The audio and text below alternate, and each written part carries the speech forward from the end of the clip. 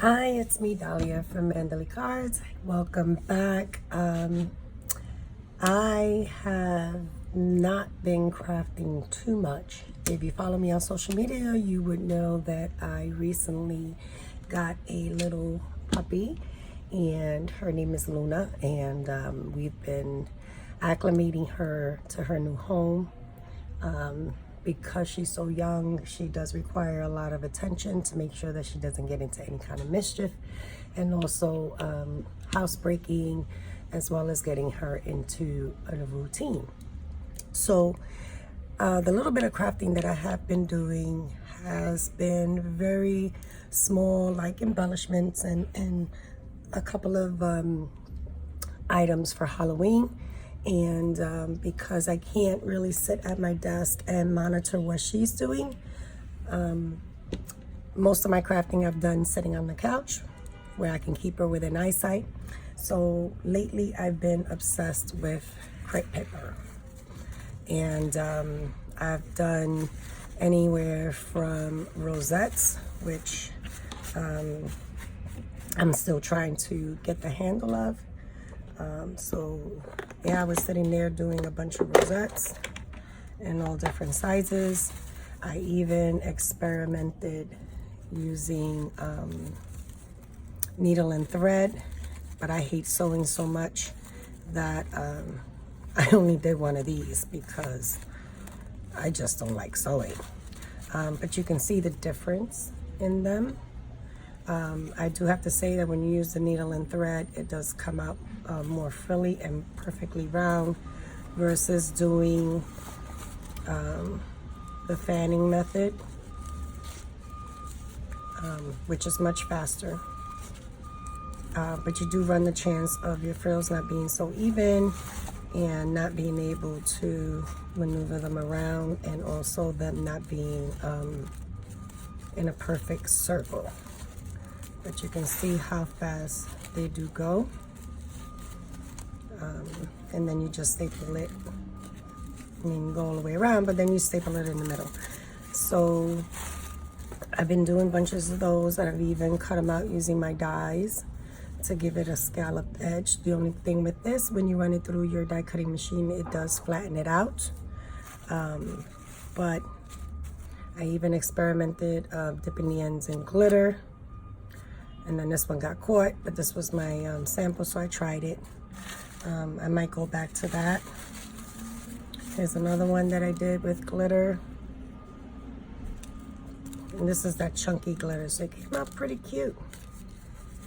I think that was it with the glitter, because then Luna woke up from her nap and I had to go. I also did the smaller ones, and these you actually go in the center. So instead of holding it on the end here, you fan and hold in the center. So it gives you both sides at the same time. There's usually about seven turns, and then there you have it. So it's a smaller version of that. So I did these in one sitting while I was watching television. Then I also started experimenting. Oh, here's another one with the chunky glitter. This one I actually have put aside for Halloween. Then I started using my dies. So as Luna's getting older, she is being more self-reliant. She's understanding what she can and cannot do. But being such a young pup, she does try to see what she can get away with.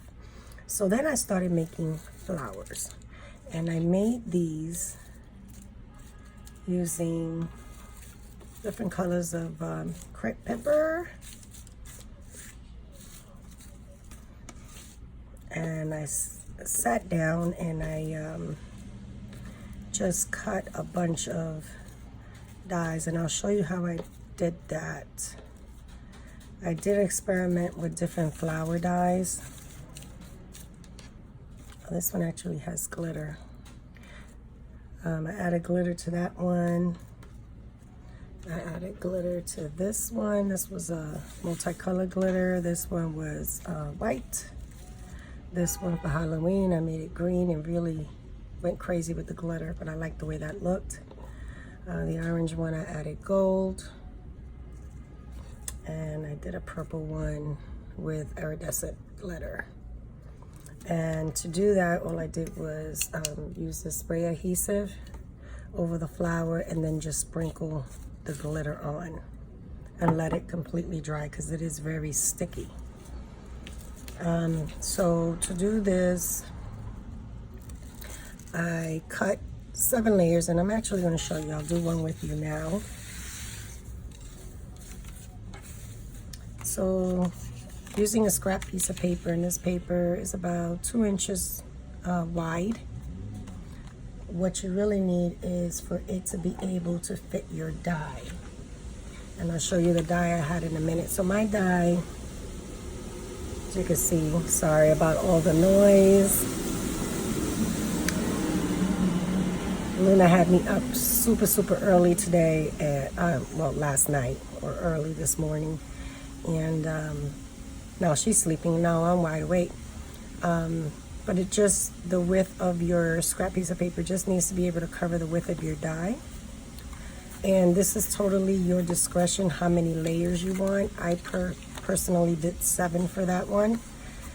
So that would be 1 layer, the one in the back would be 2, that's 3, that's 4, 5, 6, and 7.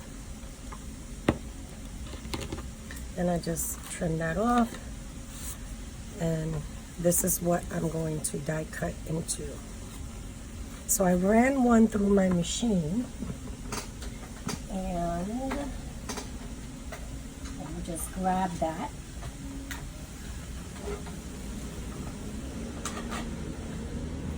So this is the one I grabbed and ran through my machine, and this is actually the die. So once you peel that off, this is what you get.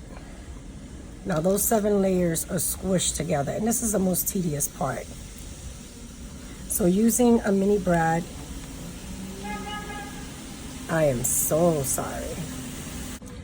Using a mini brad and my little puncture tool I can't seem to locate, all I did in the center, as best as you can, just start cutting through those layers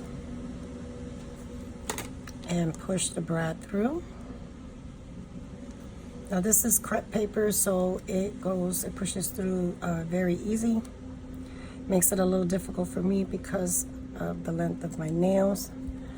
And there you have it. Try to put it as close to the center as you can. To me, it doesn't bother me if it's a little off because you don't even see it. I did make this one a little different where you can actually see the brad in the center, but I really like the whole crumpled up look like that. And you really don't see it in there. So once you push the brad through, you're just going to secure that in place. If I can separate these two, nice and tight and flushed. Give it a good squeeze so it stays in there, and this is what you have. Now I normally start at the bottom. Now I know I have 7 layers in here. These pieces really get stuck once you run them through the machine. And then just grabbing 1 layer at a time, just give it a good squeeze. There is no exact science, but each flower, they're gonna look similar, but they are gonna look different. So starting from the bottom, I take the first 2 layers and squinch those and then flip it. So now I can hold that in place and start peeling off these top layers. And I'm gonna do the same thing. I'm gonna squinch it all in there, do a good squeeze, and then just keep going.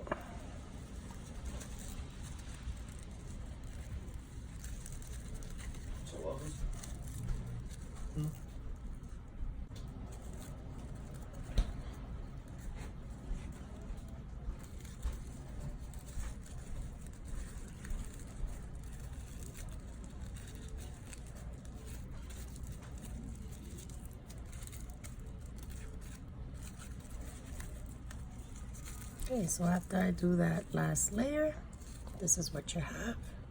Looks like a hot mess. Going back from the bottom, you're gonna start spreading those layers out and make it flat again. Okay, and then just using your nails or the tips of your fingers, just start spreading those 5 layers that we just scrunched up and start opening up those petals. So you can do this, you can fidget with this all day. It's just to your liking. I like that whole crumpled up look. And this is what you have. Cute and easy. So I've been doing a lot of these, as you can see, with all the ones that I have here. They're great to add on and use as embellishments for your projects. I've been doing a lot of the Halloween colors to use for my projects. So experiment with the different dyes that you have.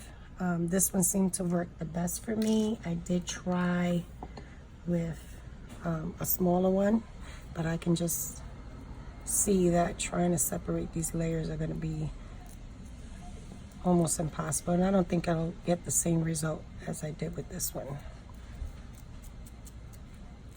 So I found these to not be able to give me the same fluffy result, but I didn't discard them because I might be able to use them for something if I have the patience to separate them. You can see they're very thin and very frilly, but as a light little touch of embellishment, I decided to keep them. I did try with a different flower dye, just to see what it would look like when it cut out, and also a bigger one. So I might actually layer these two, maybe add a flat back pearl in the middle, and call it a day. So yeah, I hope you found this informative, and they are very, very easy to do. If you happen to try it, please tag me. I would love to see what you've created. And as always, thank you for watching. Bye.